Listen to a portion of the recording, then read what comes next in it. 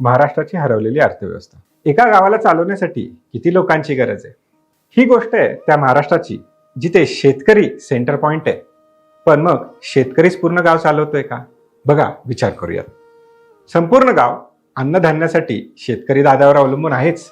परंतु तुम्ही विचार करा, शेतकरी सकाळी आपल्या शेतात निघालेला आहे, बरोबर नांगर घेऊन जातोय, लोहार दादावर अवलंबून आहे.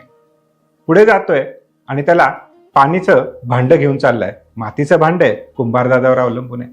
घरी पूजापाठ करायचंय, त्यांना भटजीबुवांना बोलवायला लागतंय. आता तुम्ही विचार करा, आपला शेतकरी दिवसभर किती वेगवेगळ्या लोकांवर अवलंबून आहे.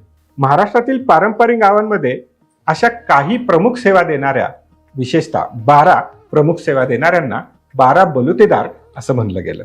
हे फक्त 12 व्यवसाय नव्हते, तर या प्रत्येक गावामध्ये 12 भूमिका बजावणारी वेगवेगळी व्यक्ती होती आणि यांनीच मिळून बनत होतं एक गाव. प्रत्येकाचं काम वेगवेगळं होतं, पण त्यापासून एक उद्दिष्ट निर्माण होत होतं, तो म्हणजे गाव सुरळीत चाललं पाहिजे. या संदर्भातच डॉक्टर इरावती कर्वे आपल्याला सांगतात की भारतीय गाव हे फक्त घरांचा समूह नाहीये, तर तो परस्परांच्या सहकार्यावर उभा असलेला एक सामाजिक समुदाय आहे. म्हणूनच एका व्यक्तीचं काम दुसऱ्याशी आयुष्यानं जोडलं गेलेलं आहे. आजही बघा ना, तुम्ही एखाद्या शहरात गेला तर डॉक्टर असतील, इंजिनियर असतील, पोलीस असतील, शिक्षक असतील, कितीतरी वेगवेगळ्या प्रकारच्या सेवांवर आपण रोज अवलंबून असतो आणि यातूनच बनतो आजचा आपला समाज.